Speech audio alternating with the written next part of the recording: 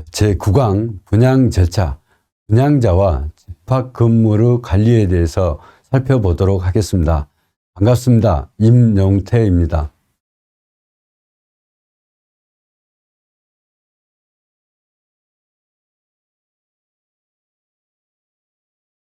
분양 계약을 체결할 때 분양자가 집합 건물의 관리에 관한 사항을 정해서 분양 계약서에다 넣어서 계약을 체결하는 경우가 있는데, 이때의 권리관계에 대해서 살펴보도록 하겠습니다.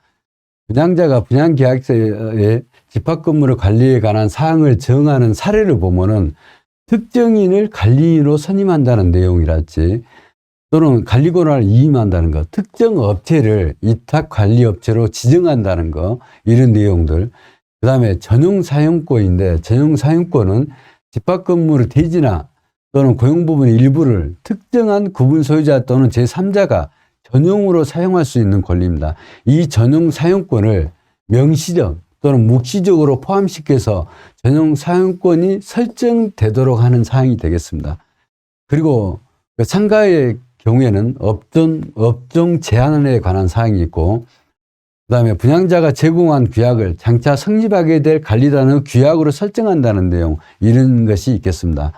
자, 분양자가 분양 계약서에다 장래의 관리에 관한 사항을 넣어가지고 했을 때, 이 분양계약의 효력에 대해서는 일반적으로 수분양자와 동일한 내용으로 분양계약을 체결한 경우에는 집합 건물 관리에 관하여 구분 소유자 전원의 동의가 있는 것으로 보고 있습니다. 그리고 판례는 서명 결의로 본 경우가 있습니다. 그 다음에 분양계약이, 그런데 이렇게 분양자가 분양계약에다가 집합 건물 관리에 관한 사항을 넣어서 분양계약을 체결할 때 이것이 구분 소유자에게 불리한 경우가 있을 것입니다. 그럴 때는 해결 방안이 있는데, 이런 내용들이 구분 소유자의 권리를 제한한다든가 이런 경우가 있겠죠. 이럴 때는 분양계약 자체가 약관에 해당되기 때문에 약관규제법으로 해서 그 분양계약이 장래의 구분 소유자가 될 수 있는 분양자들에게 불리하게 작성됐다면 통제받을 수 있도록 하는 방법이 있고, 그다음 두 번째는 집합건물법 개정으로 규제하는 것. 집합건물법을 개정해서 공정 명확하게 분양자의 관리에 관한 사항을 규정해서 분양 단계에서 수분양자나 장래의 구분 소유자에게 불이익이 없도록 하는 방안을 마련할 필요가 있다는 거죠. 다음은 분양자의 권리와 의무입니다. 집합건물법 순서대로 봤을 때 먼저 담보책임, 하자담보책임이 있습니다. 분양자, 시공자는 구분 소유자에 대하여 담보책임을 지도록 되어 있고, 두 번째는 선관주의 의무가 있습니다. 선량한 관리자주의 의무.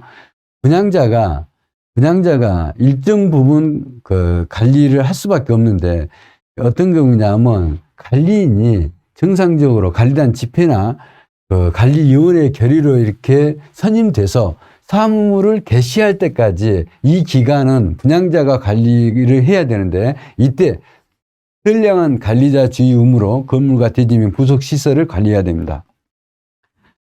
그리고 분양자는 자신의 책임 아래 위탁관리업체에게 관리를 위탁할 수도 있고, 그리고 관리단이 업무를 개시하게 되면, 관리인이 선정돼서 업무를 개시하게 되면은 관리인에게 관리 업무를 인계해야 됩니다.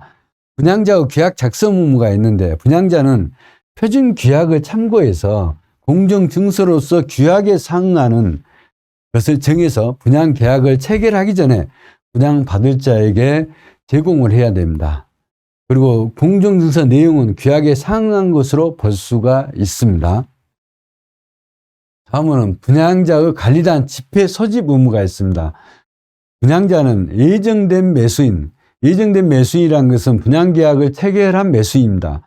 예정된 매수인의 2분의 1 이상이 이전 등기를 한 때는 구분 소유자에게 규약의 설정, 두 가지죠. 규약의 설정, 관리인의 선임을 위한 관리단 집회를 3개월 이내에 소집할 것을 통지해야 됩니다.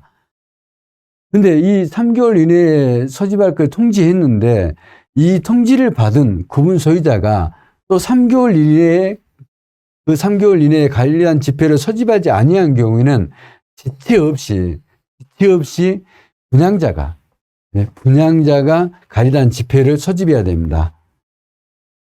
그리고 분양자의 임시 관리인 선임 청구에 대한 내용입니다.